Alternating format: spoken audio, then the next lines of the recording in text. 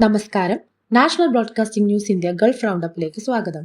Kuwait സർക്കാർ 4 തരം tourist വിസകൾ പ്രഖ്യാപിച്ചു. സന്ദർശകരുടെ വിവിധ ആവശ്യങ്ങൾ നിറവേറ്റുന്നതിനാണ് ഈ പുതിയ വിസ സംവിധാനം. ഈ വിസകൾക്ക് 30 ദിവസം മുതൽ 360 ദിവസം വരെയാണ് കാലാവധിയുള്ളത്. വിഭാഗം 1-ൽ ശക്തമായ പാസ്പോർട്ടും നല്ല സാമ്പത്തിക സ്ഥിതിയുമുള്ള രാജ്യങ്ങളിലെ പൗരന്മാർക്ക്. വിഭാഗം 2-ൽ ഗൾഫ് പൗരന്മാർ, പ്രൊഫഷണൽ യോഗ്യതയുള്ള പ്രവാസികൾ, US, UK, ഷെങ്കൻ വിസകളുള്ള വ്യക്തികൾ എന്നിവർക്ക്. വിഭാഗം 3-ൽ സാമ്പത്തിക ഭദ്രത ഉറപ്പുവരുത്താൻ കഴിയുന്ന മറ്റു രാജ്യങ്ങൾക്കായി ഉടൻ നിലവിൽ വരും. വിഭാഗം 4-ൽ കുവൈത്തിൽ നടക്കുന്ന പ്രത്യേക പരിപാടികളിൽ പങ്കെടുക്കാൻ വരുന്ന സന്ദർശകർക്ക്.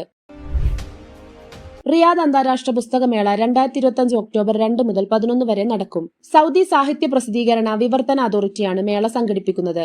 പ്രാദേശിക അന്തർദേശീയ പ്രസാധക സ്ഥാപനങ്ങളുടെ പങ്കാളിത്തം മേളയിലുണ്ടാകും.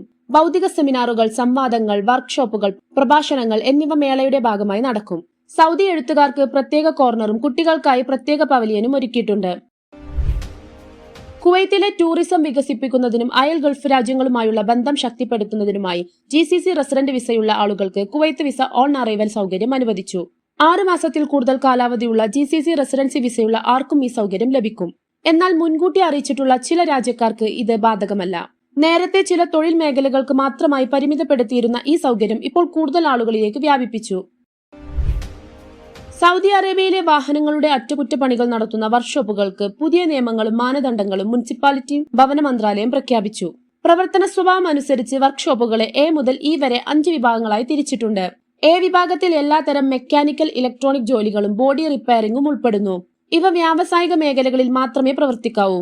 ഉപഭോക്താക്കൾക്ക് സുതാര്യത ഉറപ്പാക്കുന്നതിനായി വർക്ക്ഷോപ്പുകളിൽ എയർ കണ്ടീഷൻ ചെയ്ത കാത്തിരിപ്പ് സ്ഥലവും ജോലികൾ കാണുന്നതിനുള്ള സൗകര്യവും സാധ്യമെങ്കിൽ നിരീക്ഷണ ക്യാമറകളും നിർബന്ധമാണ്. ഷാർജയിൽ നിന്ന് തിരുവനന്തപുരത്തേക്ക് വന്ന എയർ ഇന്ത്യ എക്സ്പ്രസ് വിമാനത്തിൽ വെച്ച് കൊല്ലം പള്ളിമൺ സ്വദേശിയായ ഒരു യാത്രക്കാരൻ ശുചിമുറിയിൽ പുക വലിച്ചതിനെ തുടർന്ന് അറസ്റ്റിലായി. ഒളിപ്പിച്ചു കടത്തിയ ലൈറ്റർ ഉപയോഗിച്ച് ഇയാൾ സിഗരറ്റ് കത്തിക്കുകയായിരുന്നു.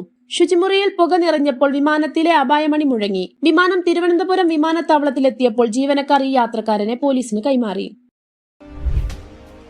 ദുബായിൽ telecommunications and digital government regulatory authority phone വഴിയുള്ള പരസ്യങ്ങൾക്ക് പുതിയ നിയമങ്ങൾ പുറത്തിറക്കി. ഇതനുസരിച്ച് രാവിലെ 7-നും രാത്രി 9-നും ഇടയിൽ മാത്രമേ ഫോൺ വഴിയുള്ള പ്രചാരണ പരിപാടികൾ നടത്താൻ പാടുള്ളൂ. കൂടാതെ അനുമതിയില്ലാത്ത പരസ്യങ്ങൾ അയക്കുന്നതിന് വിലക്കിയിട്ടുണ്ട്. പ്രൊമോഷണൽ സന്ദേശങ്ങൾ ഒഴിവാക്കാൻ ഉപഭോക്താക്കൾക്ക് 7726 എന്ന നമ്പറിലേക്ക് SMS അയക്കാവുന്നതാണ്.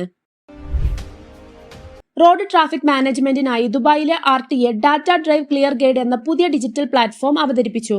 റോഡിലെ ട്രാഫിക് ഒഴുക്ക്, വാഹനങ്ങളുടെ ശരാശരി വേഗം, ഗതാഗത ശൈലി, കുരുക്കിലാക്കുന്ന സമയം എന്നിവയെല്ലാം ഈ പ്ലാറ്റ്ഫോം വഴി വിലയിരുത്താനാകും. വലിയ പരിപാടികൾ, നിർമ്മാണ പ്രവർത്തനങ്ങൾ, അപകടങ്ങൾ എന്നിവ ഉണ്ടാകുമ്പോൾ വഴിതിരിച്ചുവിടുന്നതിനുള്ള തീരുമാനങ്ങൾ വേഗത്തിലെടുക്കാനും ഇത് സഹായിക്കുന്നു.